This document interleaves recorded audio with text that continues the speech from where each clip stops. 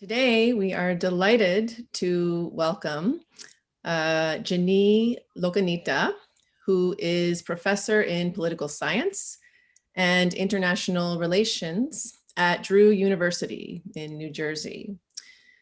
Professor Lokaneeta's areas of interest include law and violence, critical, political, and legal theory, human rights, and interdisciplinary legal studies. And her recent book, which we will be discussing today, titled The Truth Machines, Policing, Violence, and Scientific Interrogations in India, theorizes the relationship between state power and legal violence by focusing on the intersection of law, science, and policing through an ethnographic study of forensic techniques, that is narco-analysis, brain scans, and lie detectors. Jinee is also the author of Transnational Torture, Law, Violence, and State Power in the United States and India, published by New York University Press, as well as Oriental Black Swan, and the co-editor with Nivedita Menon and Sadhna Arya of Feminist Politics, Struggles and Issues. So I'll now introduce some of the other co-panelists that will be here today with the discussion. I myself, I'm Beatrice Jareggi. I am Associate Professor here at the Center for Criminology and Socio-Legal Studies. And I am joined in co-moderating this discussion by Bhavani Raman, who's Associate Professor of History at UTSC. Scarborough campus of University of Toronto. We will have two PhD students from the Center for Criminology and Socio-Legal Studies discussing Jinee Lokaneeta's book. Daniel Kanikoff is a third-year PhD student at the center and a graduate fellow at the Schwartz-Reisman Institute for Technology and Society. Daniel is interested in the intersection of criminology and science and technology studies, or STS, with an emphasis on police technologies, big data surveillance, and predictive justice.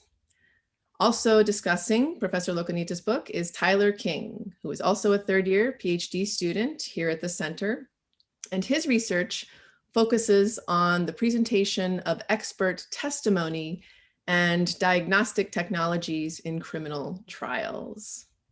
So I thank everyone for coming today. And to start us off, we will have Jinee Lokaneeta herself give us a bit of background and context on her book, The Truth Machines, Policing, Violence, and Scientific Interrogations in India. Thank you, Jinee, and please go ahead. Thank you. Thanks so much, Professor Beatrice Jareggi, for the introduction, and to you and Professor Bhavani Raman for inviting me to University of Toronto, which I wished I could have done in person, one of my favorite cities with some of my favorite people, but I'm happy to be in the Zoom room with you all.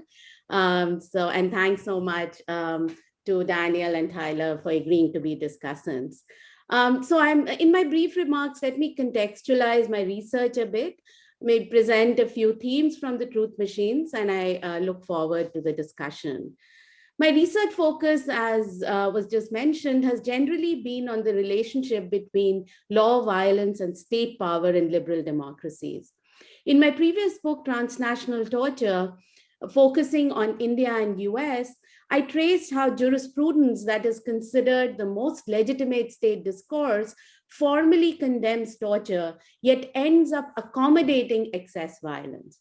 In that book, I primarily focused on analyzing legal cases from both US and India, reports and cultural representations of torture in TV shows like 24, to intervene in a debate on whether torture was an exception in liberal democracies, and argued that excess violence was very much a part of the governing in liberal democracies. In the Truth Machines, I shifted from jurisprudence to examining more closely state actors who are responsible for interpreting and implementing the laws and safeguards against torture. Torture is pervasive in India in many different contexts. in routine theft cases, mostly against those who are marginalized on the basis of caste, gender, sexuality, class, and religion, for instance. In terrorism cases, using stringent anti-terror laws, which have a long history in India from colonial times, or in so-called conflict areas, Kashmir or parts of Northeast, with laws such as Armed Forces Special Powers Act, and now increasingly seen against protesters and activists under extraordinary laws like Unlawful Activities Prevention Act and sedition laws. So this was most recently seen in the farmers' protests, where Dalit activists like Nodeep Kaur and Shiv Kumar were arrested because of their role in supporting workers' struggles for wages that were withheld during the pandemic, and for their solidarity with the farmers' movements, which has been going on in India. And both activists were tortured in custody, according to doctors' reports. If these are the contexts in which torture exists in India, the puzzle in my book that I started off with is why, in a context where torture exists with such impunity and officials are rarely charged or convicted, a discourse on truth machines to replace physical torture appeared. And how does it help us understand the relationship between state power and legal violence in liberal democracies? So in addition to focusing on legal cases, reports, political discourses, and popular representations, I conducted interviews with police, forensic psychologists, lawyers, and activists in 5 cities, Delhi, Hyderabad, Mumbai, Bangalore, and Gandhinagar, to understand the relationship between law, science, and policing. I focused on the emergence of 3 scientific techniques that I termed truth machines: narco-analysis, which is the injecting of sodium pentothal for inducing confessions or information, or popularly called the truth serum; brain fingerprinting and brain electrical oscillation signature test that supposedly captures experiential participation in a crime through an electroencephalogram; and lie detectors that measure physiological indicators. The popularity of these 3 tests can be seen most recently in their mention and use in the horrific gang rape and murder case of a Dalit woman in Hathras, Uttar Pradesh, in northern India, a few months ago, but also in other cases. In fact, on Delhi High Court's insistence, the Delhi government has just announced this week that it has set up a narco-analysis facility in Delhi to prevent the need to travel elsewhere. My focus is to study and understand the everyday practices of the state, not captured by more monolithic conceptions of the state, whether it's a more Weberian, bureaucratic conception of monopoly over legitimate violence constrained by rules, or a more Agamben-inspired understanding of a sovereign state's violence over bare life. Here I draw more from the anthropologists of the state and adopt a more ethnographic sensibility. I put forward the idea of a contingent state, which refers to the ways states constantly oscillate between the desire to be unitary and the inability to do so under certain conditions. The concept of contingent state points to the continually negotiated nature of the relationship between state power and legal violence. For instance, if we just see the emergence of these techniques, it's both a story of a disaggregated arbitrariness on one hand and state intentionality on the other. There's often an assumption of clear intentionality in state techniques. For instance, think of changes in methods of executions in the US, from hanging to lethal injections that Austin Sarrett writes about, or from scarring to non-scarring torture techniques, as Darius Rejali notes. The rise of these particular truth machines were actually the result of some ambitious forensic psychologists in forensic science labs in Gandhinagar and Bangalore, wanting to gain visibility legally and in public, that actually led to the popularization of these techniques. But the truth machines also fitted the post-colonial state's desire to appear as using scientific and modern techniques in part due to the critique of the human rights movement that was consolidating in the 1980s and 90s. It was primarily in the post-1975 to 77 period after the Indian emergency that was imposed by Indira Gandhi due to internal security reasons that the human rights movement really started consolidating in India. And both due to internal and external pressures, India set up a National Human Rights Commission that focused on custodial deaths, though did not acknowledge the role of torture in custodial deaths. The argument was often that torture was a result of illnesses and suicides in official reports until a few years ago. The 1990s also is a period when the Supreme Court jurisprudence on torture, like the D.K. Basu case, also emerged. It is at this time that the aspirations of the individual forensic psychologists seem to merge with the need of a post-colonial state to use science and expertise to find technical solutions for police torture. In some ways, it's similar to what Timothy Mitchell calls the technopolitics in the context of Egypt, an alloy of non-human and human, or what I called an attempt on the part of primarily female forensic psychologists to be a cyborg of sorts, a combination of scientific machines and use of therapeutic art to be distinguished from the quote-unquote brutal police. However, the ills of the Indian criminal justice system were to be addressed by the developmentalist state to create a state forensic architecture that is with machines and experts with no regard for reliability or validity of these techniques or their coercive aspects. In fact, the state high courts in mid-2000s basically welcomed the techniques as replacing the physical torture by involving medics and as a natural extension of the investigation. Considered safe, representing modernization, similar to other life-saving machines like MRIs. The Supreme Court, even when it intervened in 2010, focused on consent and allowed for exceptions in terms of admissibility of evidence as a result of these.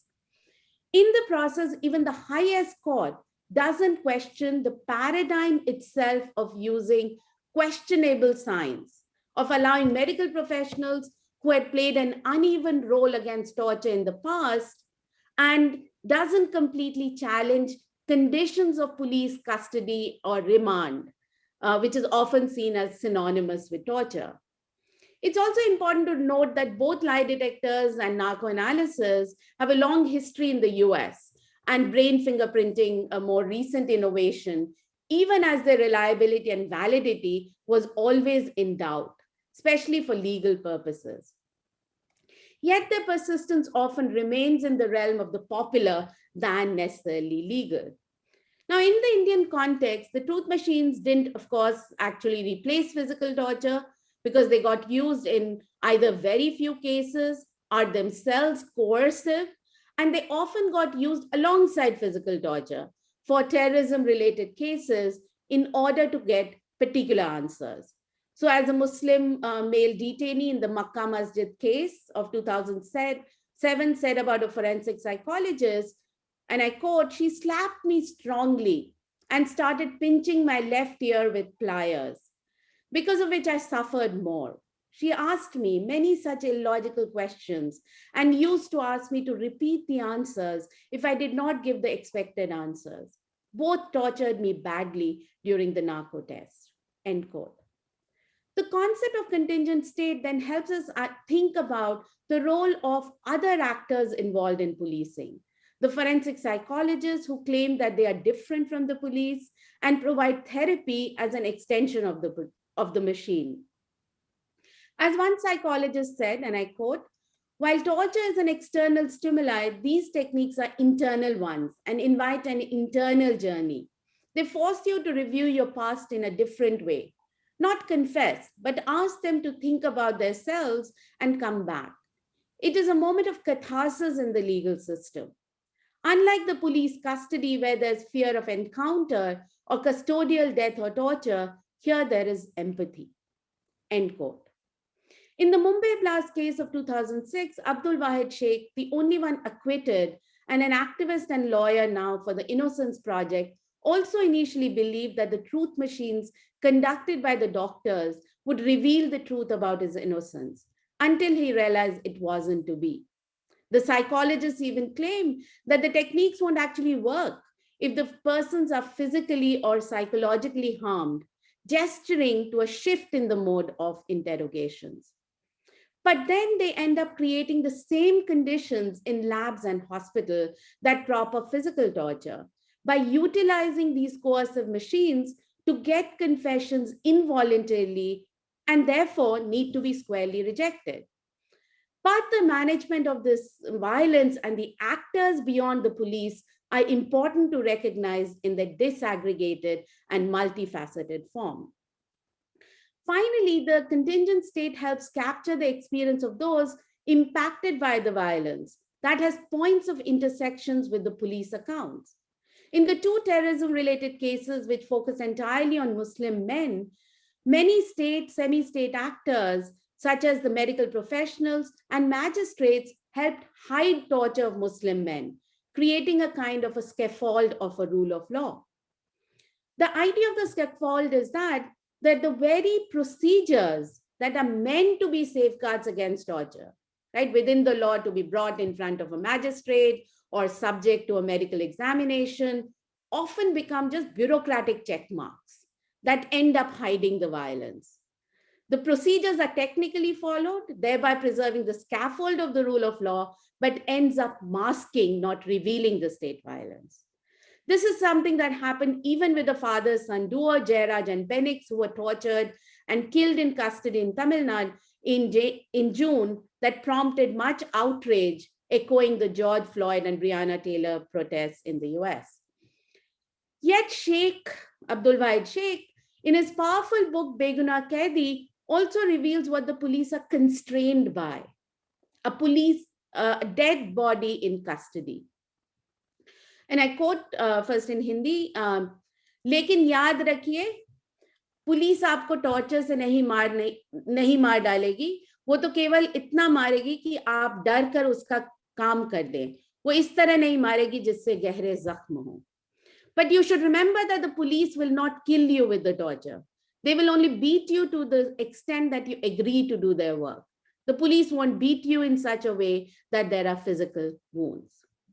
This sentiment is echoed by a police officer in a training academy who connected the human rights movement, the NHRC reports, National Human Rights Commission reports, and the D.K. Basu Supreme Court case. These, he believed, collectively made the police much more nervous about deaths in custody. I quote, the suspect's safety is in your custody. You don't want him to die. So you take care of him, your brother. You're scared of death, end quote. Often the Indian police is understood either as a colonial continuity or inspired by a more Marxist conception as a repressive institution of the state. And these insights, as a result, are less revealed. And in this limited sense, drawing from new police study scholars, I term it the pastoral role of the police mediating the coercive. I point to how studying the police as a site of state power in the everyday sense allows for an access into the structural constraints of the police, but above all reveals in their own words the pragmatic logic of why third degree continues. It is the fear of the custodial death that has allowed for the mediation of the coercive with the pastoral.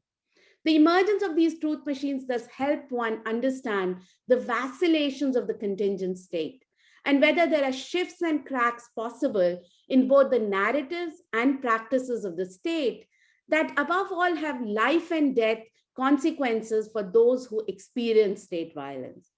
It also reminds you then of the need to focus specifically on the constantly negotiated relationship between state power and legal violence as central to our study of police and state. While state has been studied and violence as well, I suggest the need for a state violence studies at this moment. Thank you. Thank you so much, Jinee. It's a very, very powerful book, and I think we can see how relevant it will continue to be, unfortunately. So I'm now going to ask the first of our discussants, Just going to go in alphabetical order by last name. So Tyler King, who I'll just reintroduce in case you joined us late, is a PhD student here at the University of Toronto Center for Criminology and Sociolegal Studies, whose research focuses on the presentation of expert testimony and diagnostic technologies in criminal trials. Tyler? Thanks a lot, Beatrice. And sorry, Daniel, I know we spoke and I said you can go first, but I guess I beat you by a couple letters. It's totally okay. On the alphabet. So, yeah, sure. I can go first. And of course, I'd like to start by thanking Beatrice for inviting me to speak today. And of course, to Professor Lokaneeta for allowing me to comment on what we just saw as clearly a profound and important work. And I guess where to start is just, I'd like to point out that this was a very enjoyable book for me to read for multiple reasons. And first and foremost, I've quite recently shifted from talking about, more traditional criminological theory into the science and technology studies world. And I've noticed just how impossible a lot of STS scholarship is. And this book was not that, in the sense that it was theoretically dense, but stylistically very accessible. So that was refreshing. So I appreciate the stylistic choices you used, including very liberal usage of verbatim quotes from your interview subjects, which were super helpful. And the other reason why I love this book is because it merges sort of three themes that have been prominent in my own life. And I sort of viewed them as quite disparate, but I'm now, thanks to your work, starting to see that maybe there's more link between them than I thought. And so the first sort of theme is, throughout my childhood, I was in the Army Cadets. And then when I was 19, I joined the real Canadian Armed Forces very briefly. It was a dark period of my life. But I got a close-up look at state violence in the broad institutional sense. And I'm not on the Army's payroll or anything, but I should say I didn't notice any overt practices that we think of as classically torture. But that said, as we know, violence isn't always classically physical. And honestly, boot camp was sort of torturous for me, but that's another story.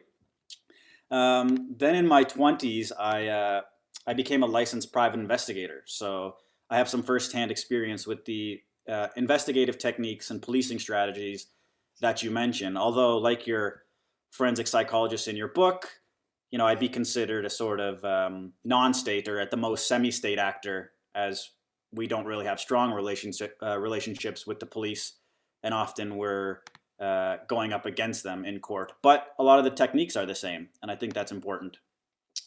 And then finally, where I am now in my life, in my 30s, I'm now researching the role of expert testimony and diagnostic technologies, specifically brain scans, on criminal trials. So I never really thought of these things as related, but when we start looking at grand narratives and theories of the state in its broadest sense, there probably is more linkage than I originally gave it credit for. So that was long about me. Anyways, what do I want to actually focus on in my short time related to this work? So there's two themes that I kind of want to speak on. And the first is more science and technology studies related. And the other, which is more substantive, is more related to your discussion of the theory of state, which really is what the book is about. It's not a critique of these three truth machine methods per se, but the way I read it is it's more of a critique about what these methods say about the state and state power. So first, the sort of main STS point, which as I'm speaking, I'm realizing is actually sort of methodological, is I wonder if it would help to separate a critique of the truth machines from a critique about what experts say about the machines or their results. So on the one hand, we can critique the machines themselves and how accurate they are. whether they're scientifically valid. But I think there's also a critique that maybe we should keep separate and distinct, which is about, how the experts present that data or what they say about the validity of the machines. Because those things can be obviously very different. A machine might have a known error rate. And in fact, I can't imagine a machine or technique that wouldn't have some type of error rate. But that doesn't mean an expert won't present that machine or that data as infallible or definite, even though after a second's pause, that that's impossible. So that's kind of where I want to go here quickly, is whether there's a value in separating these critiques.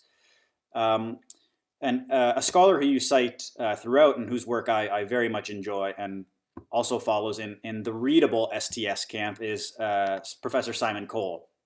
And he has dubbed this separation of what experts say versus the things that they talk about as testimonial fit, which essentially means, can what experts say be supported by the techniques or the machines used to produce some form of evidence? And of course, Cole, being the king of fingerprint analysis from a critical perspective, uses that in explicating his theory. But it's important to note that as he critiques fingerprinting for not being scientifically valid, he's important to note that that doesn't necessarily mean it shouldn't be introduced in court. Because the problem for him, I think, isn't really in the technique per se, but rather it lies in the fact that experts present the technique as scientific when it really isn't. And there are tons of quasi-scientific experts that testify about techniques and things that everybody knows, isn't really scientific, and there's no problem with that. Not every piece of evidence can be scientifically valid, obviously, and even ones that kind of seem scientific aren't. And a classic example that Mariana Valverde uses, who you also cite, is the idea of police officers testifying about whether somebody was drunk or not. Is that scientific testimony? Is it expert testimony? It's kind of in a very difficult sort of gray area. Now, the problem here, I think, is that going back to the fingerprint example, is experts often come in and say, look, the fingerprint we found at the crime scene, is the defendant's fingerprint. That's an impossible statement. It really makes no sense. The most an expert could reliably say is that the impression made at the crime scene, in some form matches the impression taken from the defendant. Now, the difference there is subtle, but I think it is significant. Provided we know the error rate of that match, how often false positives are produced, Cole says a technical machine could still have probative value, even if it isn't, classically scientifically valid. Now, of course, we don't know the error rates of fingerprint analysis because there's no incentive for fingerprint analysts to produce that data, since they're sort of accepted a priori as being valid. But essentially, I wanted to separate the idea that just because something isn't scientifically valid doesn't mean it necessarily won't have any probative value. The key is that we need to know, the error rate so that a jury can take a holistic approach in how they want to weigh that evidence. And this is a quick aside, and this is why I actually favor, critiques of the machines, not from a scientific standpoint, but actually from a human rights-based standpoint, because as you do so well in Chapter 4, you show how, something like scientific validity is actually contingent upon things like time and place. So you'll have officials in, Singapore saying that this is scientifically valid, and then in different provinces in India, people will say, no, it's not scientifically valid. So even that is, very dependent on external factors.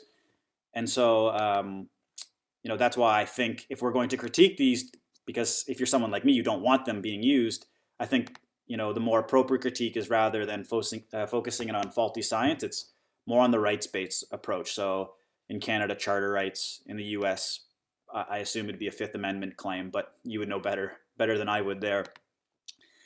Now, my second point is more relevant, I think, to the book, because the book isn't a critique of these technologies necessarily. But essentially, I want to pick up on what I think is the most monumental thesis, and that's the shift from, police and the state from using torture or third-degree interrogation practices to using scientific methods of interrogation doesn't really represent a shift in governance practices at all.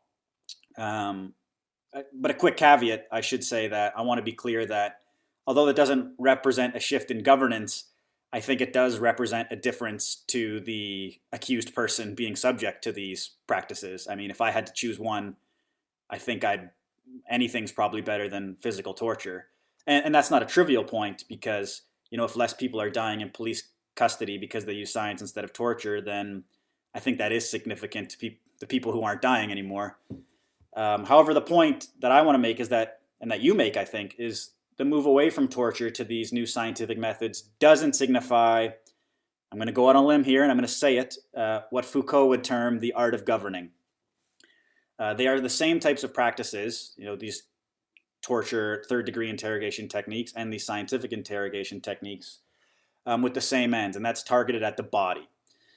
So in the Foucauldian sense, I think these practices are somewhat archaic because, it's a bit of a cliche now, but they are still focused on the body as opposed to what Foucault would call the soul.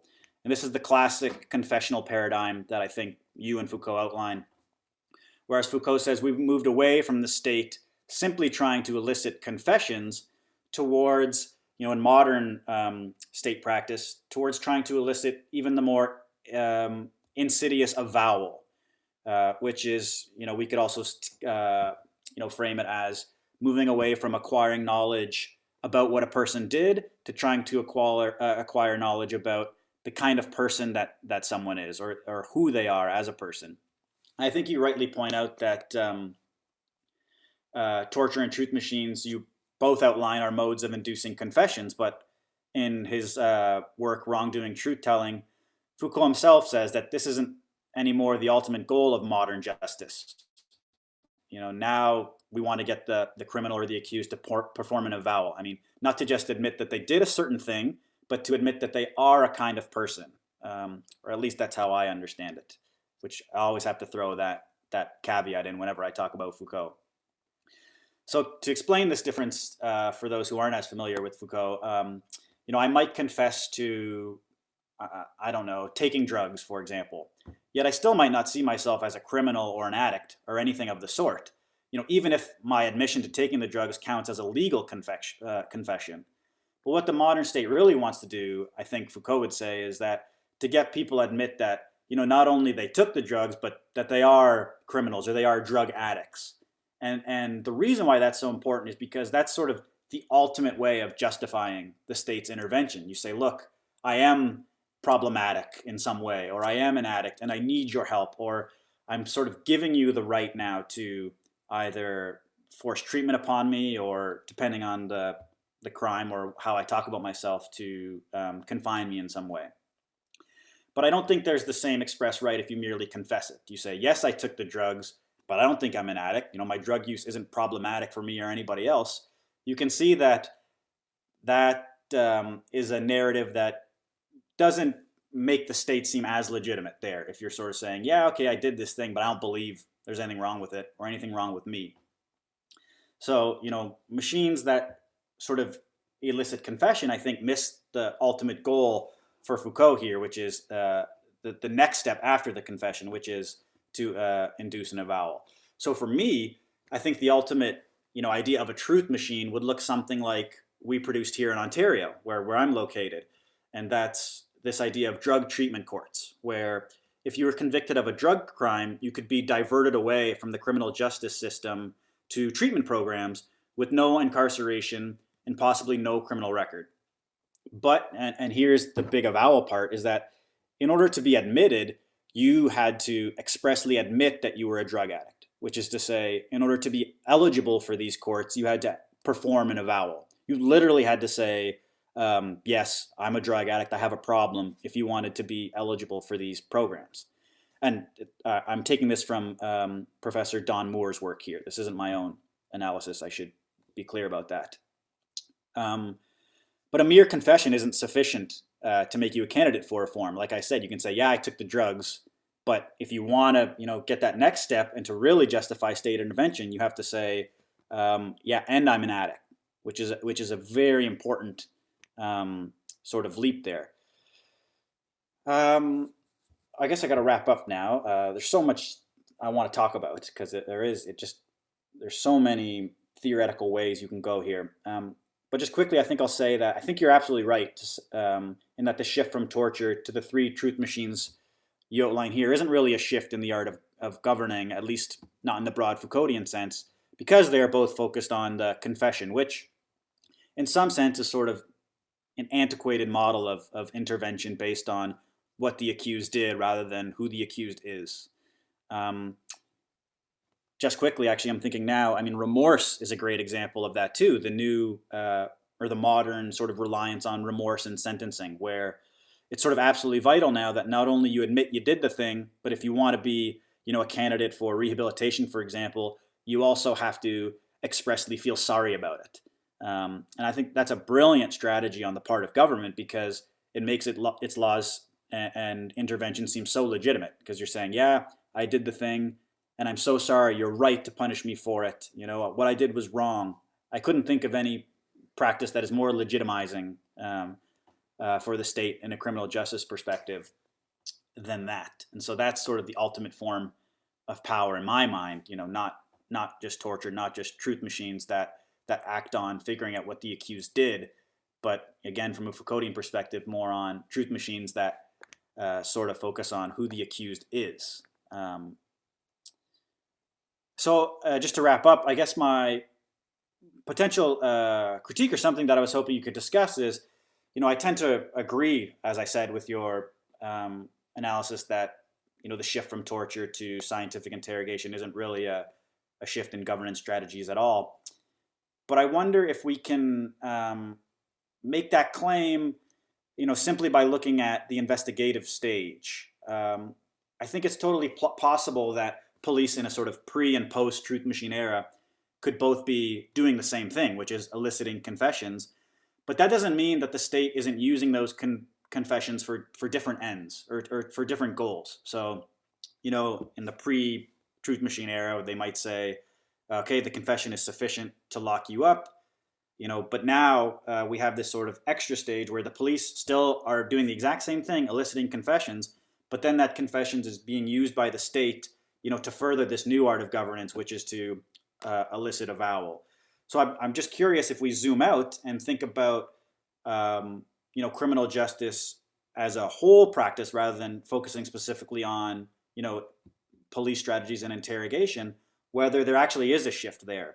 But the shift doesn't exist at the level of policing. It exists on the macro level so that what the police are doing are being used for different ends, even though the practices are sort of the same.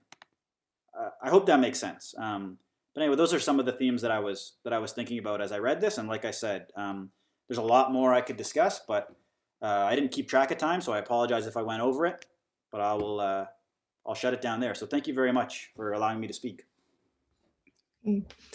Thank you, Tyler. And we will, of course, give Jinee a chance to respond to both discussants, but we're going to go ahead with first with our second discussant, who again is Daniel Kanikoff, also a PhD student in the Center for Criminology and Sociolegal Studies, also interested in the intersection of criminology and STS, but his emphasis in his own research is more on policing technologies, as well as things like predictive justice and big data surveillance. So Daniel, please go ahead.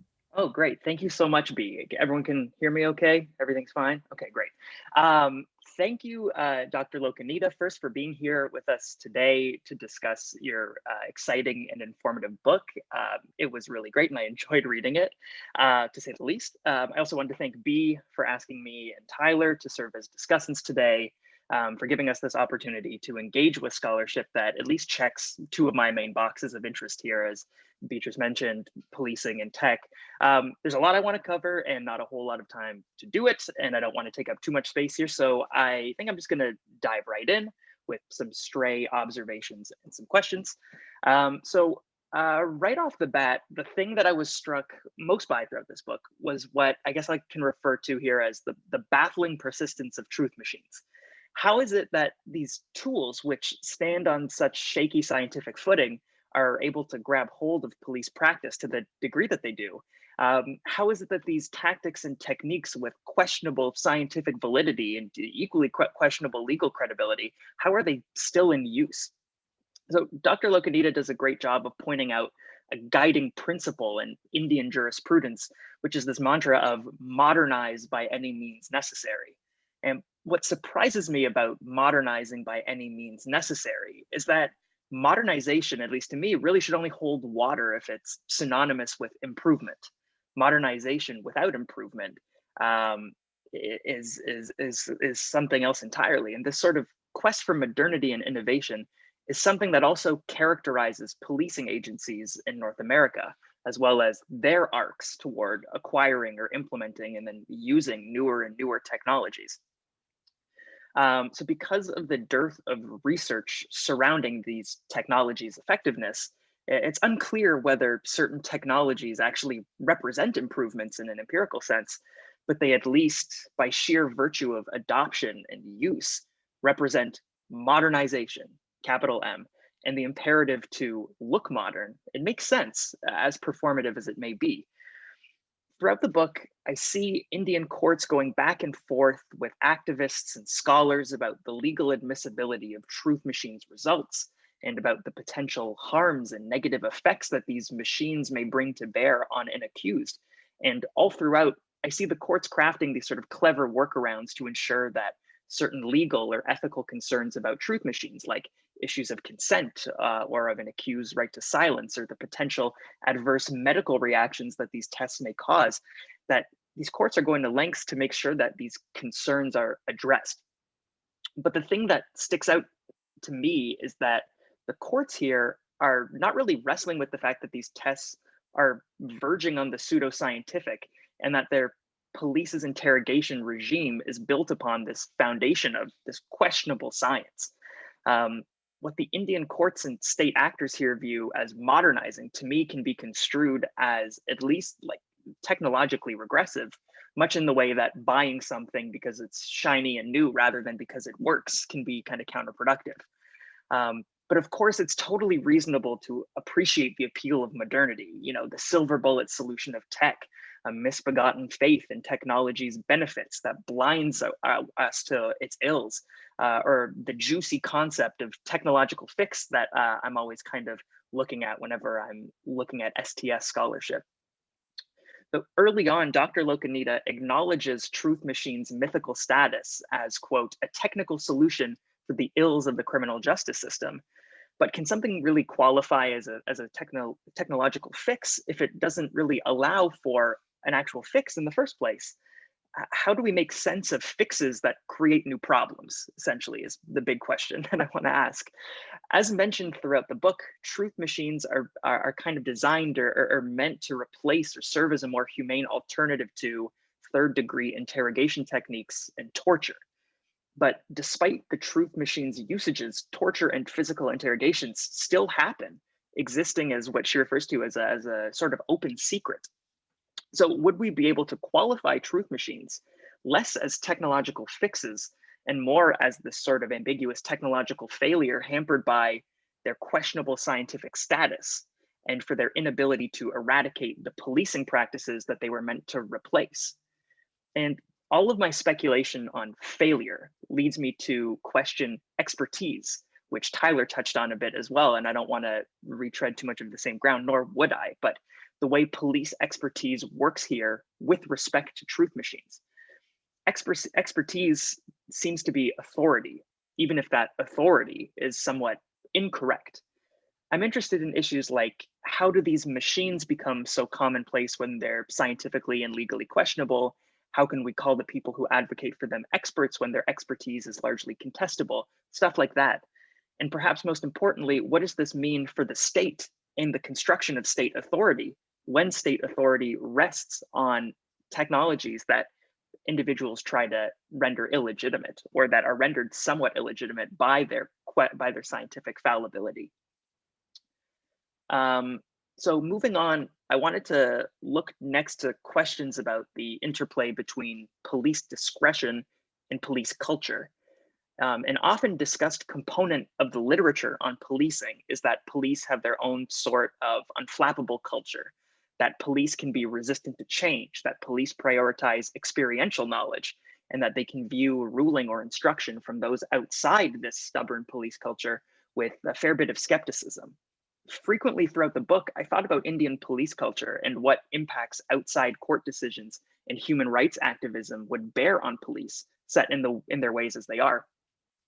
Truth machines are framed competingly as either an alternative to third-degree interrogations and physical torture, or according to activists, a sort of continuation of these very violent tactics. This brings up questions about discretion and how state power can be divided between the police and the courts. Much of the court's decision-making on truth machines, it seems, is about making truth machines more legally acceptable. But what safeguards exist to prevent officers from using third-degree torture methods? In reading this book, I was struck by the division between police and forensic psychologists. The police are the ones who ultimately make the decision to send the suspect over to the forensic psychologists, who then run the accused through whichever truth machine or machines that seem the best fit. But what still seems obscure to me, though, is how the police make this discretionary decision in the first place, and how that might be dictated or limited by police culture. What motivates police to shuttle an accused off to a forensic psychologist? What barriers of police culture might stand in the way of them making that decision? What is stopping them from continuing to torture or to use third-degree interrogation techniques prior to truth machines? So much of what we discuss here has to do with the courts making truth machines acceptable that I couldn't help but wonder whether there exists enough court rhetoric delineating the relationship in itself between police and forensic psychologists. Dr. Lokaneeta talks about this in her discussion of legal discourses surrounding whether the courts can create, in her words, quote, an edifice that replaces torture. And she also mentions what she refers to as, quote, the Supreme Court's powerful jurisprudence on custodial violence and routine interrogations. I'm surprised, though, by how apparently, whoa, what a voice crack. I'm surprised, though, by how apparently toothless and contradictory this jurisprudence is. So ineffectual at actually curbing this custodial violence and at actually replacing custodial violence with truth machines. And throughout the book, it seems like Dr. Lokaneeta is as shocked and confused by this as I am. I mean, I can't help but wonder whether we need to look beyond the courts here, considering police appear to operate with a degree of autonomy and discretion dictated by the monopoly they hold on state power. So if torture and third-degree interrogation persist, and if truth machines exist, and if both manage to exist simultaneously, how does the state manage to continually frame this as a shift in practice? And how can we better understand these two tactics' coexistence? I'd be curious to know a bit more about how both of these modes of interrogation interact with one another, and how police discretion plays a role in determining whether to physically interrogate an accused or to send a suspect off to the truth machines.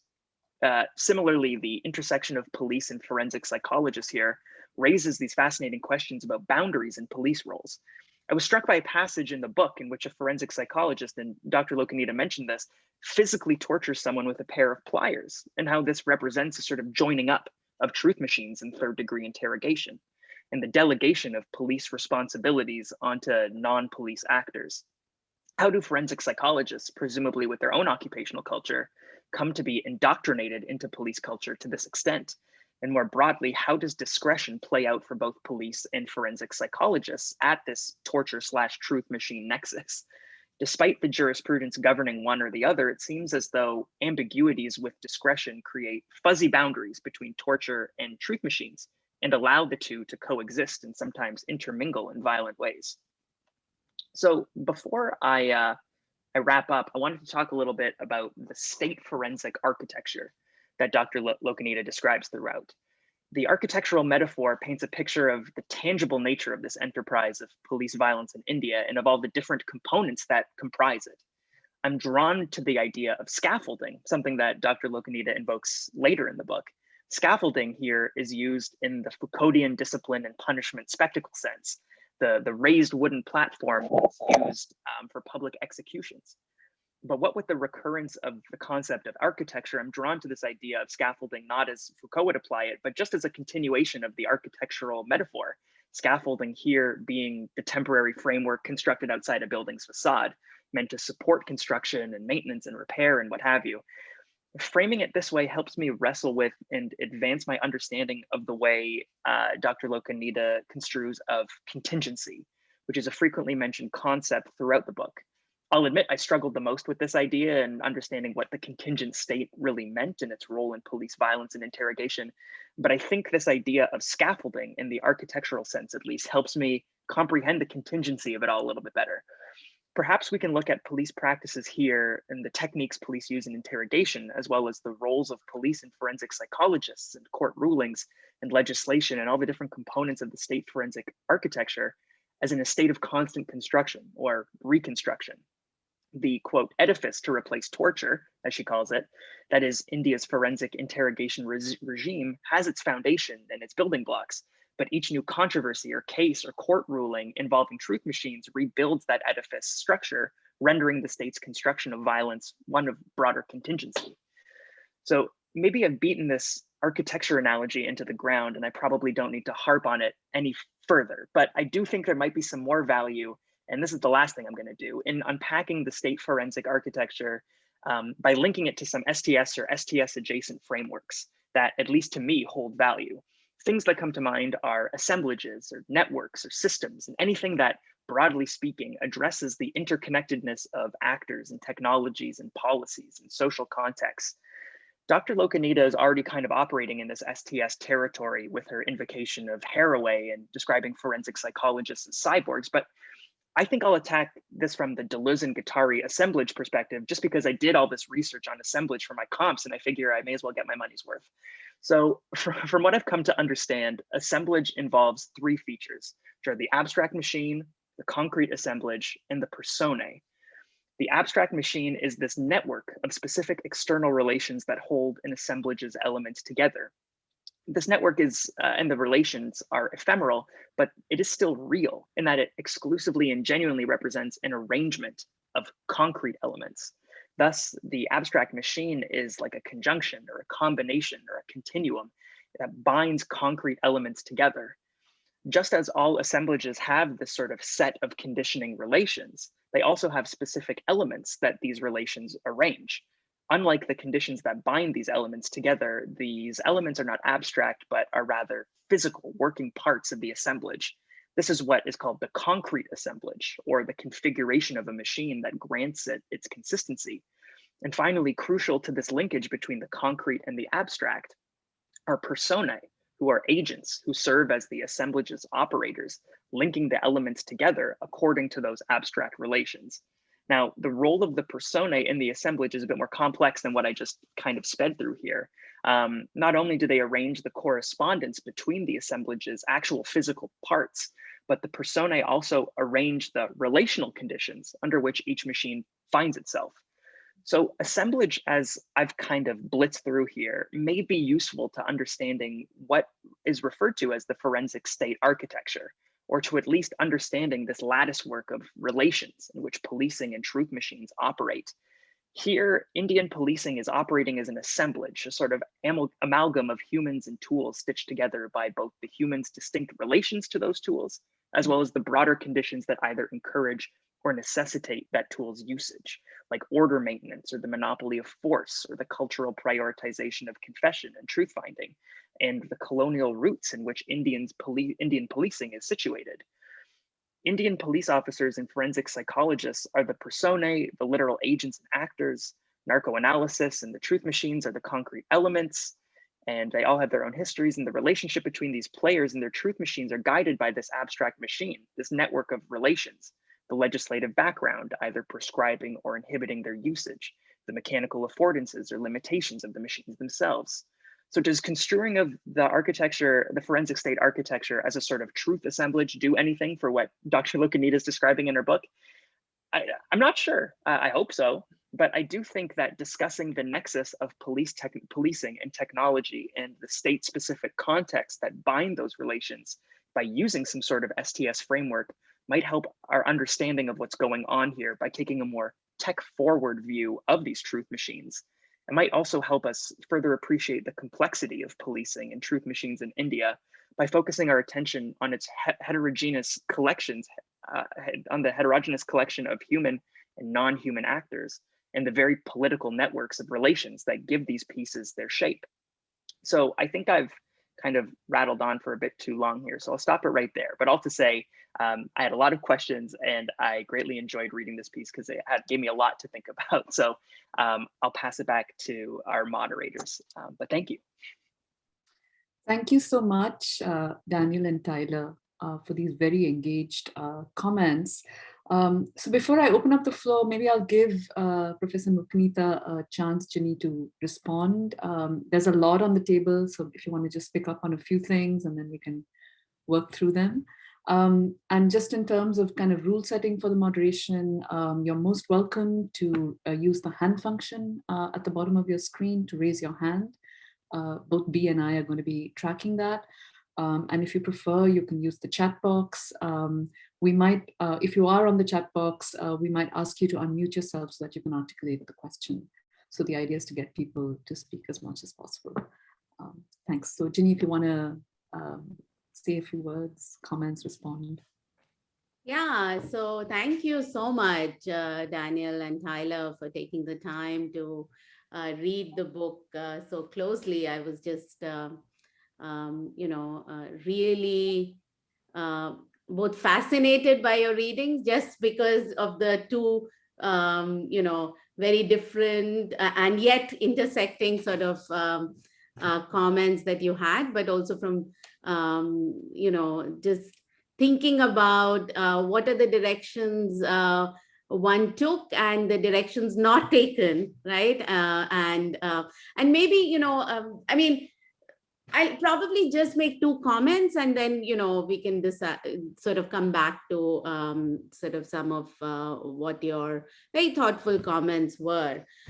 So first, just trying to think about, what actually Tyler said, which I think in a sense would be my response to what Daniel's comments are, in some ways, right?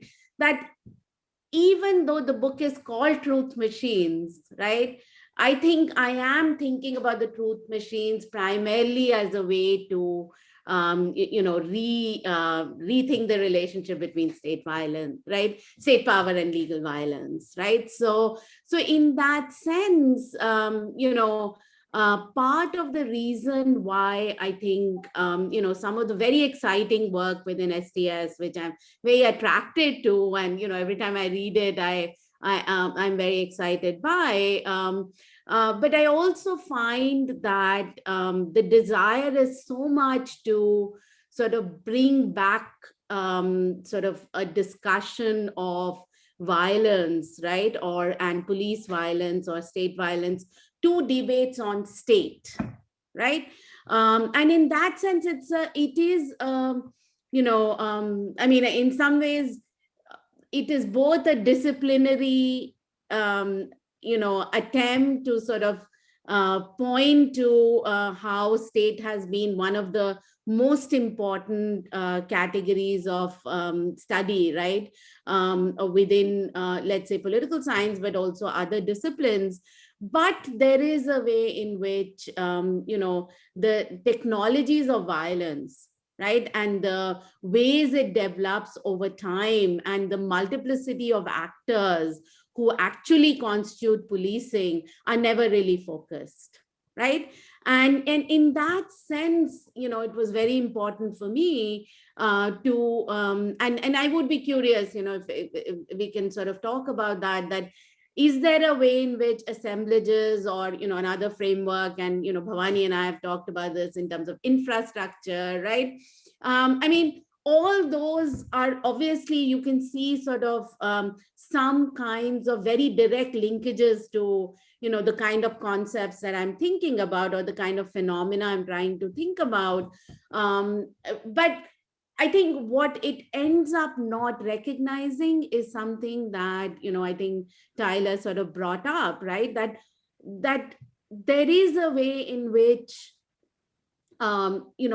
state violence and torture is such a sort of like urgent issue, right, in Indian democracy, just as, when we think about police violence in the context of the US, has been an urgent issue for such a long time, but it was only in the summer last year that it has now become a issue of reckoning, right, for the US as a democracy, right, that you cannot actually ignore it and push it to something that happens in the margins, right? And I am sort of curious to sort of understand, are there particular reasons why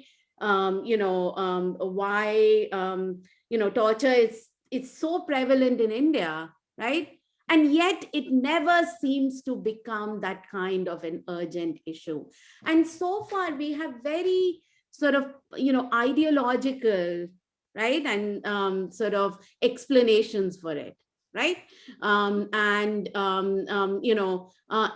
ways that does not see the kind of shifts that even this experiment with the truth machines does, right? So to go back to what Tyler was saying, that for the accused, it did matter, right?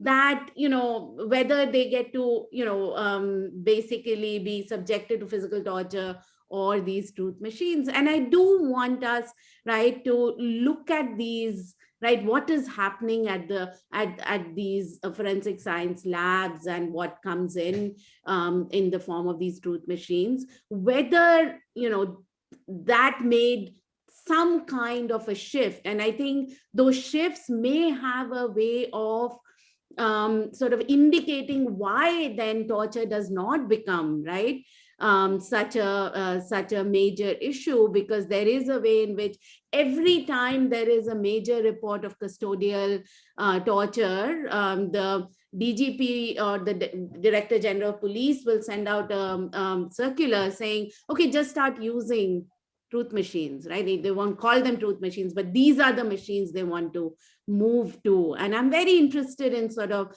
moving our attention to it while recognizing that, these do not necessarily represent a shift.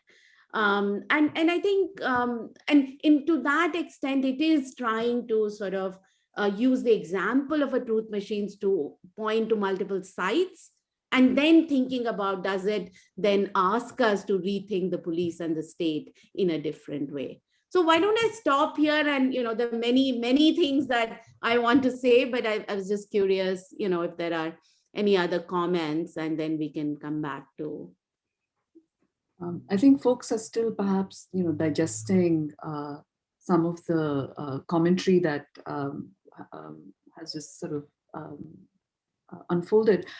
Maybe, so Daniel and Tyler, do you want to maybe pick up on any of those responses, any aspect of the responses for further thing or further discussion, or yeah?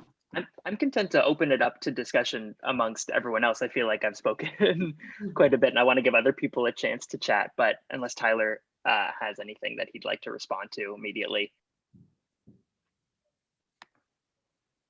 No, I suppose that's probably best, Daniel. You're right. We've taken up enough time. The people aren't here to see us speak. Maybe what I can do is open up some of the things that I thought was really interesting in this dialogue, and as we allow other people to use the hand raise function or type in comments in the comment box. I think for me, what was really interesting is, when I sort of zoom out, right, step back from the book and think more broadly, the book on truth machines puts its finger on a conundrum that you can see play out across a number of domains of life, where, the tech fix is resorted to with ever growing intensity. And we would, one can argue that it's also moved from the mechanical to the digital. There are many aspects of defining, its predictability and its kind of spectacular power, right? So is it a rational, so big data, is it a rational mean of governance? Is it, the spectacular power of seeing so many numbers? So you can sort of see this play out across many, many domains of our contemporary existence. And so it is actually really illustrative to see, Jinee, you take this up in the context of policing and torture, and then you show the kind of, late 20th century sort of post-war, post-1950s emergence of this kind of phenomenon in a place like India, right? So I thought that was a very interesting kind of, for me at least, it was a very interesting way of thinking about your book. And what seems to be kind of driving a number of the chapters, and certainly in the comments that we've seen, is a kind of, a question or a challenge that is posed by this tech fix, which is really about, I think you can talk about the kind of the technologizing of the law, or the law's incapacity, or to separate itself or from the technology, to for the legal sphere to become increasingly enmeshed in the very tech fix itself. And so that was the other kind of theme that, it poses lots of ethical and political questions, which you, I think draw on in your book, or draw out in your book. I guess what I was really interested in is, how do these juridifications, or sort of how does the law actually appear to the experts who are in the labs and who appear in courtroom testimony? So I'm kind of trying to look at the question in the other way. So if you look at it from the legal sphere, we think about the tech fix and the way it's kind of taking over legal reasoning. But how might we theorize, or even understand, or describe the juridification of this technology? I was just kind of curious to maybe hear you elaborate on that. And then the second part of it is also, I think, motivated by something that a lot of you, both Tyler and Daniel, have observed, and that you brought up, which is that at a certain moment, the technical expert literally physically manifests as a police officer, right? Through the very embodied technologies of torture that the technical fix was supposed to actually sever policing from.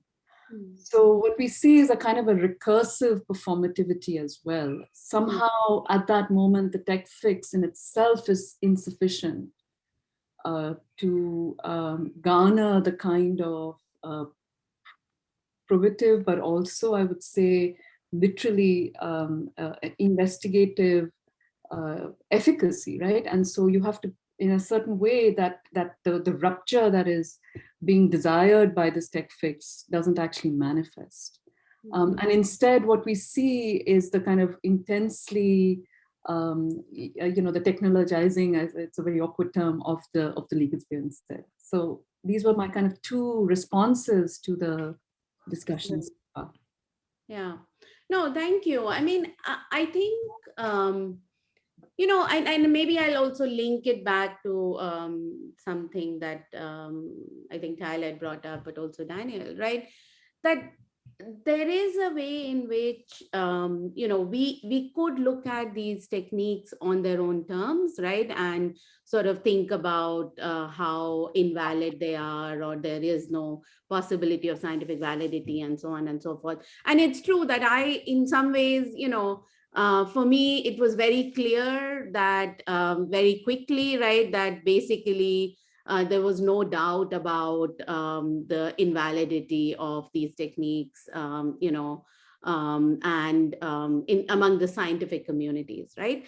That in some ways it was the way in which the state and the police were constructing these techniques that was what was very, very interesting, right? And I think in that sense, it is important to distinguish between how the experts present these techniques versus, what are the debates in the scientific community itself. Can you all hear me? I see that Bhavani is, okay.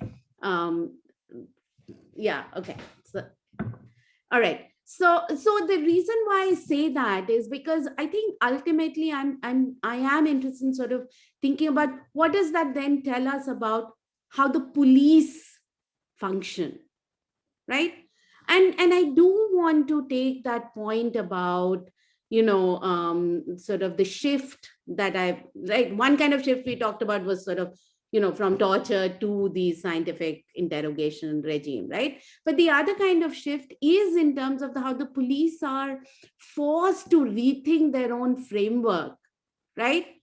Because of the pressures to say that, okay, we have to make sure that the persons in custody don't die as a result of this. And I want to take this seriously, right? For me, the part, even though I'm calling it pastoral in the context of, just mediating, right, this coercion for the person who's accused, right? It is of life and death, right? I mean, so I do think that in that sense, the way in which the police themselves construct these techniques as allowing them to give custody over to the forensic psychologists, right? To delay sort of, how long a person can stay in custody, right? To actually show that they're adopting science, however flawed it may be, is also an important way of thinking about the Indian police, given that Indian police right now, if you were to sort of see, basically, as I said, police remand is often thought of as torture. So I think, I am interested in seeing some of those shifts. Now, to go back to sort of Bhavani's point, is, the forensic psychologists themselves, right, sort of think about their own role as basically that of, being very distinct from the police, right? And they would actually say that all the instances that I mentioned of, how a forensic psychologist uses pliers alongside sort of narco-analysis, that was a misuse or a untrained forensic psychologist, right? So forensic psychologists themselves do not think of, that one person as actually, performing the role that she was supposed to play. So I think in that sense, I would say that they take their role extremely seriously as being distinct from the police, as believing in these techniques, and basically therefore wanting to expand the state forensic architecture, right? And that particular, and which is why I think that, both, I think, just responding to Daniel's point, that the argument about, can you really consider them experts, right? Or can you really call them scientific techniques if they're not scientific, right? Doesn't work, because part of what I realized, particularly with this set of techniques, is that basically there was always a kind of a popular or cultural construction as well, right? I mean, think about basically even with the lie detectors in the US, what allows for their persistence is actually just myths about it, right? It's as much Wonder Woman as sort of Pulp Fiction, right? That allows for that. And you see in the Indian context that it's this, showing narco videos, in public, right? Just releasing them become a way of creating a kind of a legitimacy, right? At on one hand, basically because doctors are involved, so, it's a safe thing. And second, that basically you have, a confession that is coming as a result. So I do think that, it's almost an attempt to really, find those, right? Find the places where a unified conception of a police power or state power doesn't actually,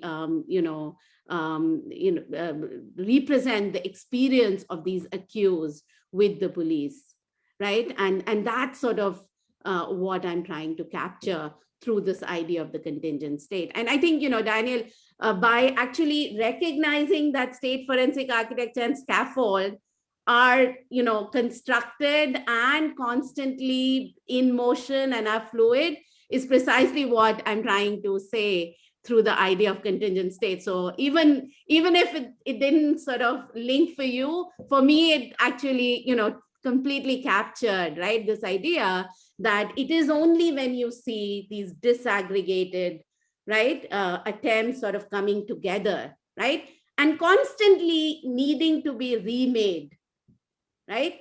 So that the Delhi High Court tells the Delhi government, why is there no narco facility, so that people have to go to, Ahmedabad, right, Gujarat, is a constant effort on the part of the state, despite the fact that there's no scientific validity, no reliability. These are coercive techniques. Amar Jesani, a medical activist, calls it a pharmacological form of torture. And yet it functions on the part of the courts and the state to basically still claim that, look, we are, creating more humane methods, in the same year that, we see outrage against police torture, much more recently as an echo of the Breonna Taylor and George Floyd, deaths, right? So the legitimating function still functions the same way. Sorry. I think Tyler had a... Yeah, Tyler, did you have a question? Sure. Yeah, I'm. This might be switching gears a bit, just because it's very possible and maybe likely that I sort of missed the forest for the trees in my sort of attempt at a Foucauldian. I figured if you use a Foucauldian analysis, I'm going to try one too. But there is a more grounded question here that you raised, and I think that has helped me just in the last sort of 20 minutes rethink part of the book, and that's this very sort of pointed question that, why did it take so long for torture to become the issue that it is finally now becoming?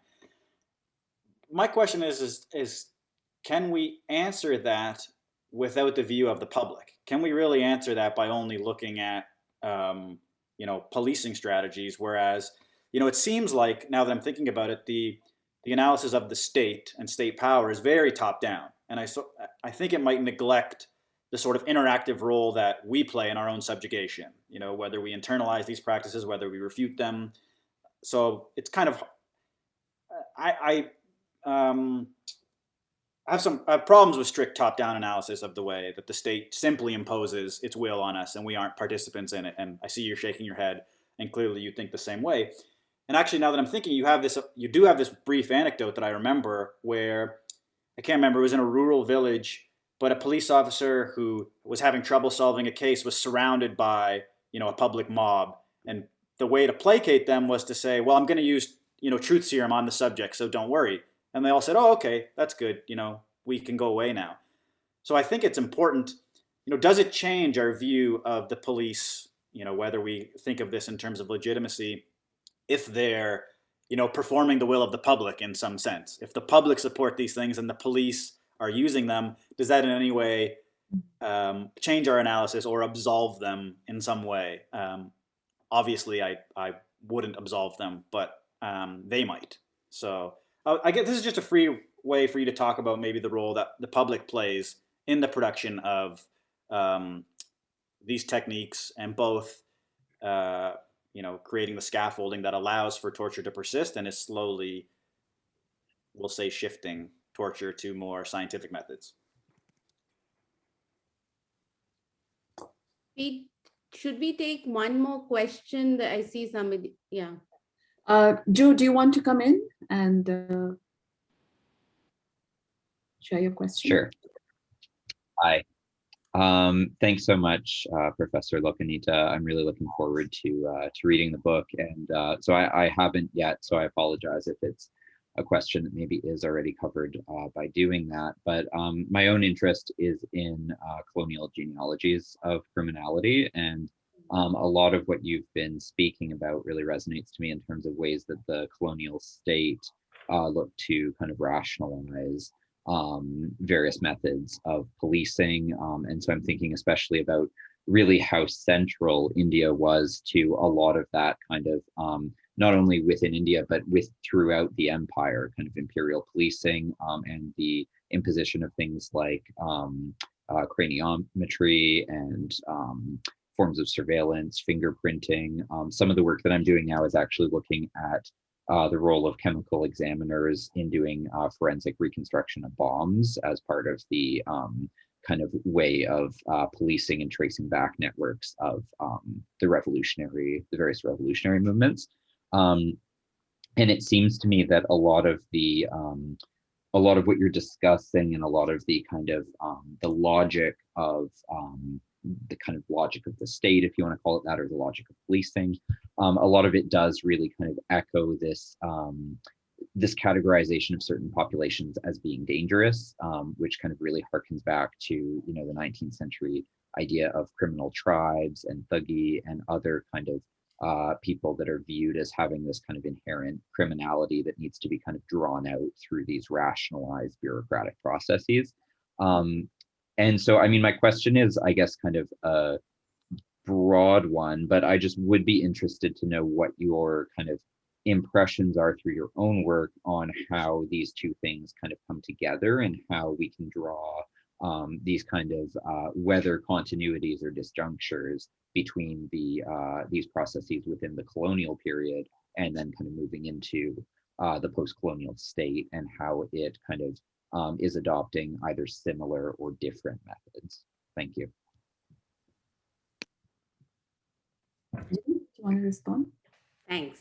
So thanks for both the questions. Maybe I'll just very quickly say something about the public and then, attempt to answer the second one as well.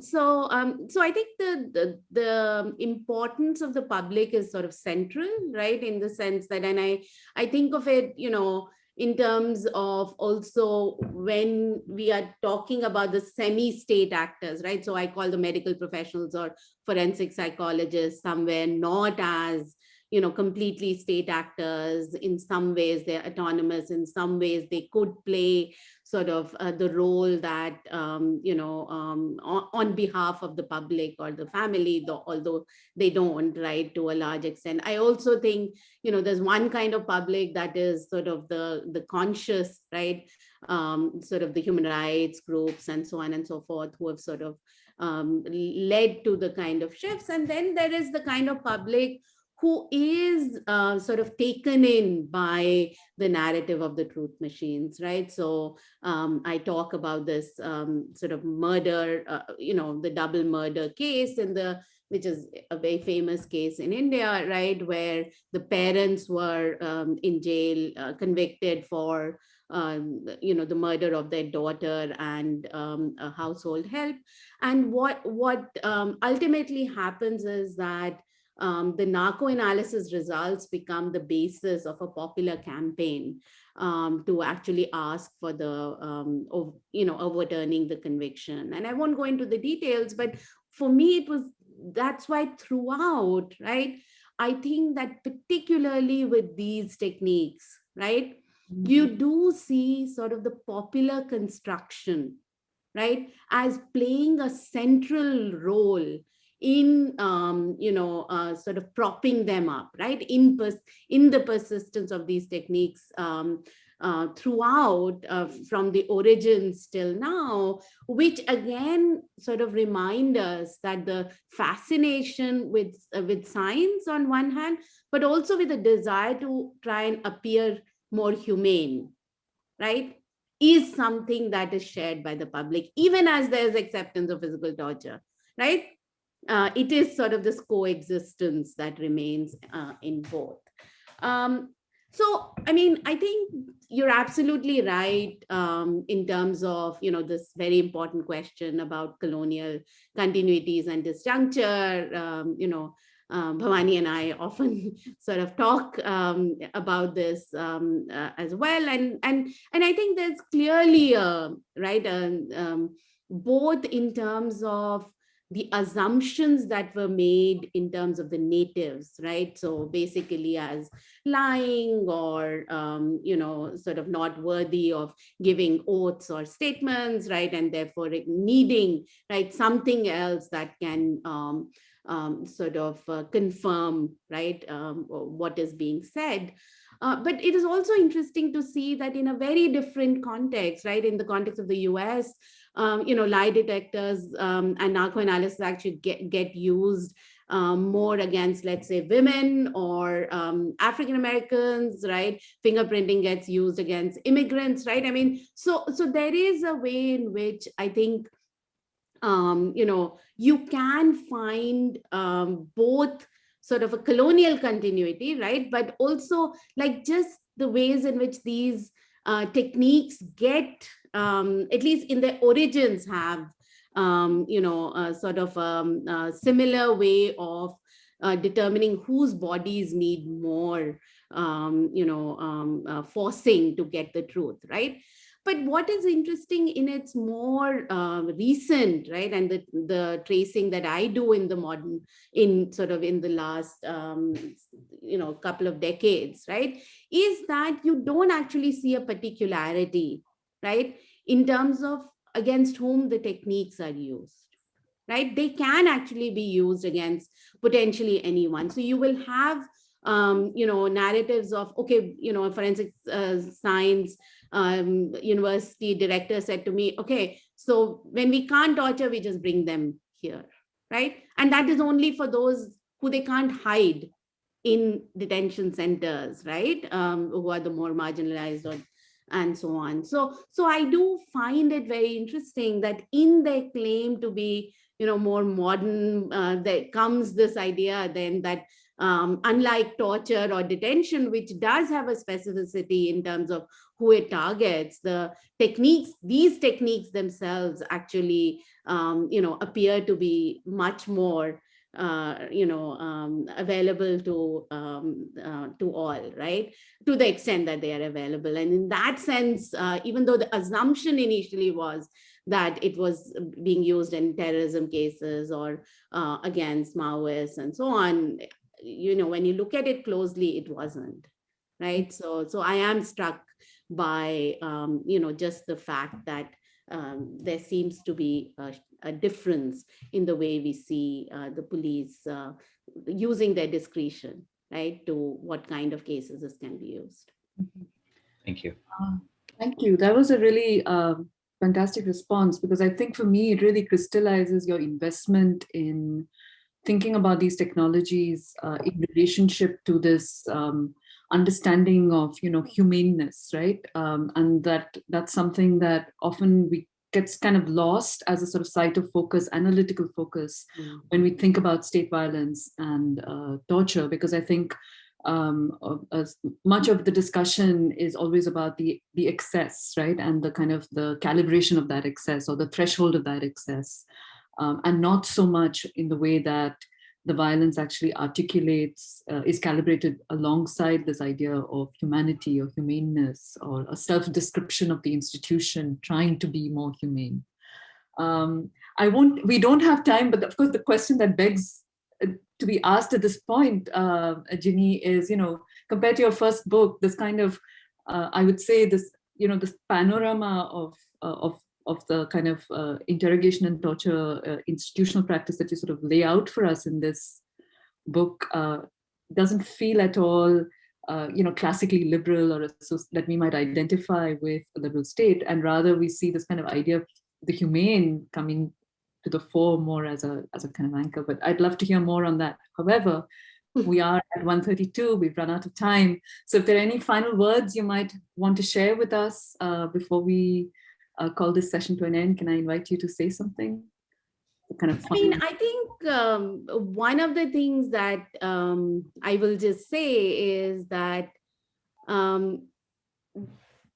there is an effort just to make connections across different sites, right? So I think this is sort of my hope, right? And the danger in that is, of course, each of these sites, whether it's forensics, policing, state debates, right, or on rule of law, each of them have their own, sort of emphasis in terms of scholarship and history, right?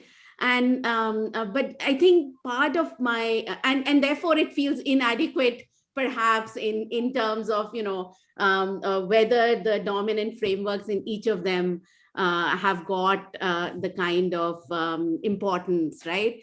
But I think if we can find a way of connecting these sites as we think about state violence, it is something that I'm very interested in, and that's sort of the invitation, or that is sort of the desire in Truth Machines. So I'll stop here, but thank you so much. I mean, this was just incredibly, fascinating and very, very interesting to hear. So thanks so much. And thanks, Jinee, for writing the book, for getting us all into the same Zoom space. It's not often that I can hang out with such wonderful social legal theorists of the law. So thanks very much. And hopefully we'll see all of you at another session from the same series. Beat, any final thoughts before we call this meeting to an end? Just just thank you so much to Jinee for writing this wonderful book. Thanks again to Daniel and Tyler for your very provocative and thoughtful comments, and to everyone who attended. And yes, you are welcome to future. I'm not sure if we have any more this year, but we are planning to continue this series on critical perspectives on justice and inequality. So please do watch out for future sessions. And thank you, Bhavani, for being a wonderful co-host, co-moderator. We'll do the virtual clap. Take care, everyone, and be healthy and safe.